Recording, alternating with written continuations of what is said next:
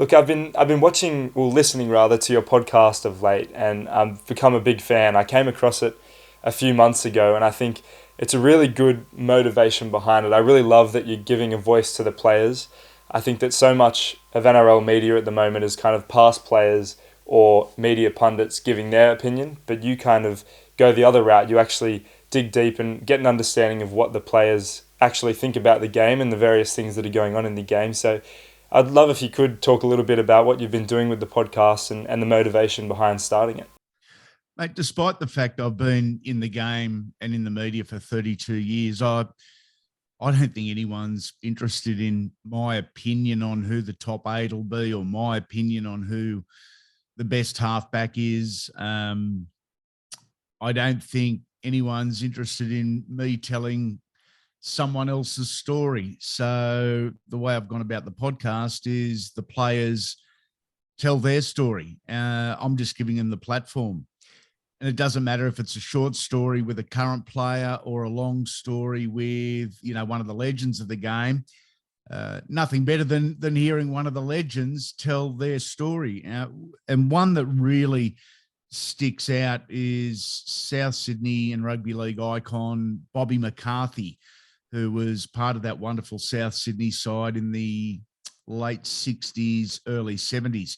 He was coached by the little master, Clive Churchill, a name synonymous with rugby league. And I'm sitting down with Bobby, who I've known for a long, long time, but Bob's telling firsthand stories about Clive Churchill. And you can't and you don't hear that type of stuff anywhere else. Sure, we can all look on Google, we can look on Wikipedia and tell a Clive Churchill story, but we're hearing firsthand stories about guys, dating almost all the way back to World War II. And I reckon that's the cool part of what we're doing at the moment.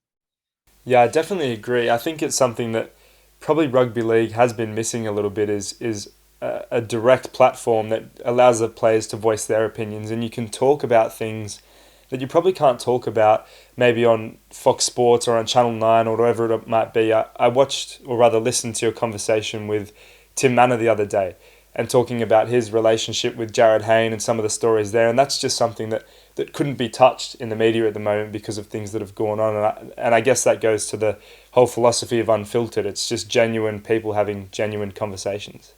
Unfiltered doesn't mean that I swear constantly or that the guests swear constantly. It's not unfiltered in that respect.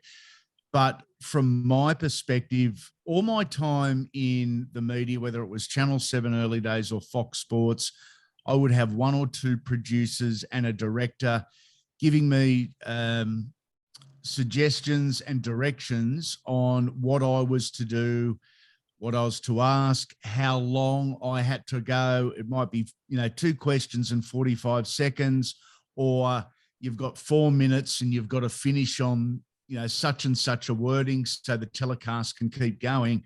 So although I had a lot of free reign and very grateful for the free reign I had over the years and the trust I had with my workmates, there was always parameters around what I did and how I did it.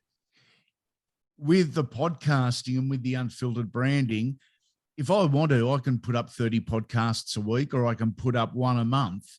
They can go 2 minutes. They can go 5 hours. I can talk about whatever topic we choose or whatever topic the guests choose. There's no limitations. There's no filters. And I'm not going to say mastered the art.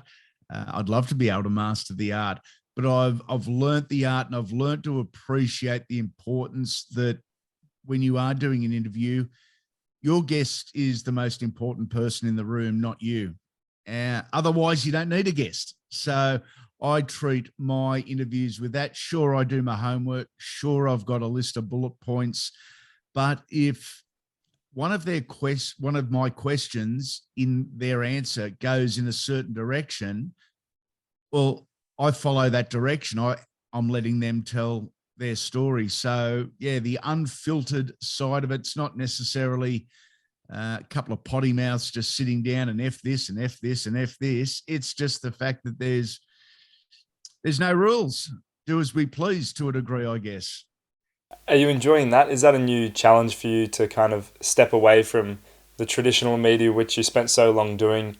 Does it make it a lot more exciting to try this new sort of format, if that makes sense? Yeah, I've always really enjoyed the storytelling aspect of journalism or commentary or rugby league. So it's not a huge shock. The huge shock has been the volume of social media that I have to do to get the podcast out there. 2 days before the first episode was to launch, I'd never edited audio in my life, and I'm a tech dummy. And that was a huge challenge in itself. I'm not like you young blokes that can just pick up the computer and whip up a graphic or edit some video or audio. This old dog had to learn a few new tricks. So there's certainly been some, huge challenges. But I've got it to a point where I'm pretty streamlined and time efficient at the moment. There's always other projects going on, whether I'm doing some rugby league for Triple M, whether I'm doing some boxing for Stan event, whether I'm hosting corporate events, whether I'm taking the dog down the beach for a walk, whatever it may be. There's always other things in my life, but we've got it down to be pretty time efficient with the podcast at the moment. It's just,